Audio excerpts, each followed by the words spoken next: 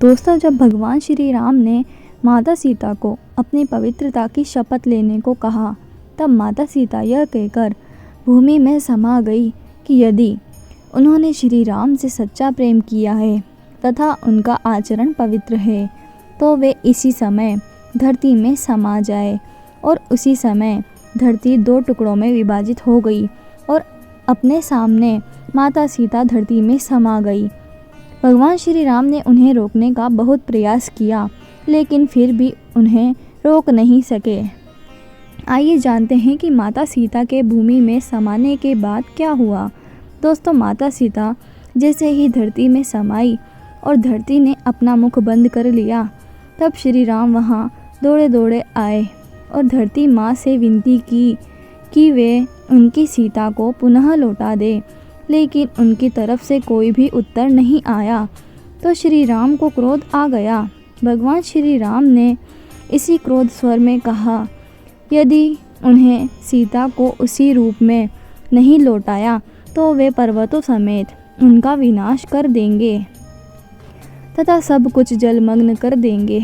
भगवान राम को क्रोध में देखकर सब जगह भय व्याप्त हो गया तथा वहाँ उसी समय भगवान ब्रह्मा जी प्रकट हुए। भगवान ब्रह्मा जी ने श्री राम से अनुरोध किया कि वे अपने ध्यान मार्ग से अपने असली रूप को पहचानें और तथा उसका सिमरन करें। उन्होंने श्री राम को समझाया कि माता सीता का कार्यकाल इस धरती पर समाप्त हो चुका है, इसलिए वे पाताल लोक के माध्यम से वैकुंठ धाम चले गए हैं। उन्होंने श्री राम से किसी भी तरह का कोई क्रोध और संताप ना करने को कहा तथा अपने बरहम स्वरूप का ध्यान करने को कहा, जिससे उन्हें माया का पता चल सके। यह कहकर भगवान ब्रह्मा पुनः अंतर्ध्यान हो गए। ब्रह्मा जी के चले जाने के बाद अयोध्या के गुरु विशिष्ट श्री राम जी को समझाने आए कि जिस धरती को उन्होंने वराह रूप में बनाया था, आज वे कैसे उस धरती का अंत कर सकते हैं। उन्होंने कहा कि महर्षि वाल्मीकि इस घटना को पहले से ही जानते थे, फिर भी वे इसको नहीं बदल सके, क्योंकि होनी को कोई भी नहीं डाल सकता है। तब गुरु वाल्मीकि ने श्री राम जी से यही बात कही और उन्हें समझाया कि माता सीता अब वैकुंठ धाम चली गई है। अब आपको माता सीता के पुत्र लव कुश को आपको संभालना है। ऐसे में उन्हें लव कुश के पास जाने की आज्ञा दी।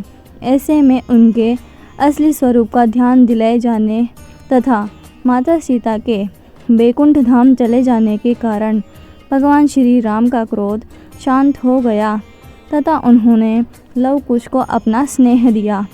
तो दोस्तों, आपको आज की यह खास जानकारी जानकर कैसी लगी? अगर यह खास जानकारी आपको अच्छी लगी हो तो वीडियो को लाइक करें और कमेंट में जय श्री राम ज़रूर लिखें। धन्यवाद।